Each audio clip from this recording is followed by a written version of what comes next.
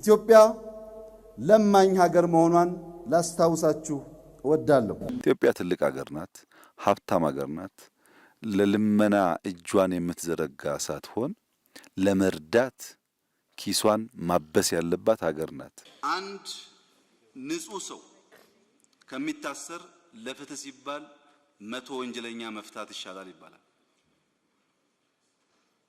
ሌባ ያሉንን ሰው ሌባ ብለህ ጥፋተኛ ያሉንን ሰው ጥፋተኛ ብለህ ከማሰር ወንጀለኞች መፍታት ይሻላል። እንደከዚህ ቀደሙ አስረን ከምናጣራ አጣርተን ብናስር ይሻላል ብለን ከበደ ተሰማ ታሰረ የሚል ጉዳይ የሚያስጨንቀን ከሆነ ግን የፕራዮሪቲ ችግር አለብን ማለት ነው።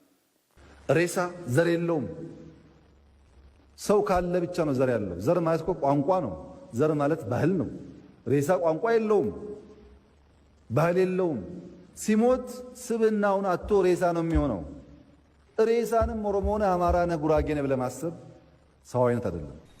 50 የኦሮሞ ብሔር ተወላጆች፣ 20 የአማራ ብሔር ተወላጆች፣ 8 የጋሞ ብሔር ተወላጆች፣ 2 የስልጤ ብሔር ተወላጆች፣ 1 የጉራጌ ብሔር ተወላጅ፣ 2 የሃዲያ ብሔር ተወላጅ እንዲሁም 1 የአርጎባና 1 በብሔር ያልተለየ ኢትዮጵያዊ ሕይወታቸው በከንቱ አልፏል።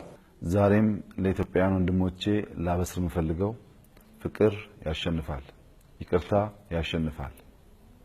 መግደል መሸነፍ ነው፣ መግደል መዋረድ ነው። ሰው መግደል ኢህአፓ ሞከረው እኮ ደርግ ላይ አልሰራም። የኛ ግን ይብሳል፣ የኛ ይብሳል። በብዙ ቁጥር ተባስቶ ነው ምላሽ የሚሰጠው።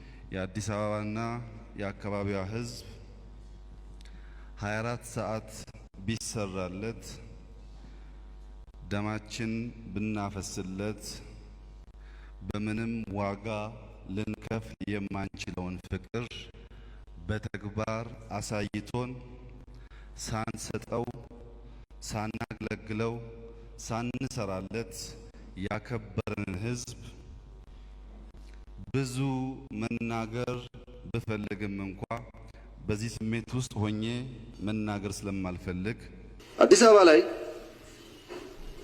ከፍተኛ ኦሮሞ ጠል ኃይሎች ኦሮሞን የሚጠሉ ግን ኢትዮጵያ ውስጥ መኖር የሚያስቡ ኢትዮጵያን የሚያስቡ ሰዎች ኦሮምኛ ተዘመረ አሉ። እኔ ደግሞ በተፈጥሮ የመለመን ጸጋ አለኝ። ልመና በጣም የሚሳካልኝ ሰው ነኝ፣ እድሜዬም በሙሉ ማለት ነው። ለምኜ ብዙ አላጣም። ልመና ሱስ የሆነበት ግለሰብና ማህበረሰብ መበልጸግ አይችልም።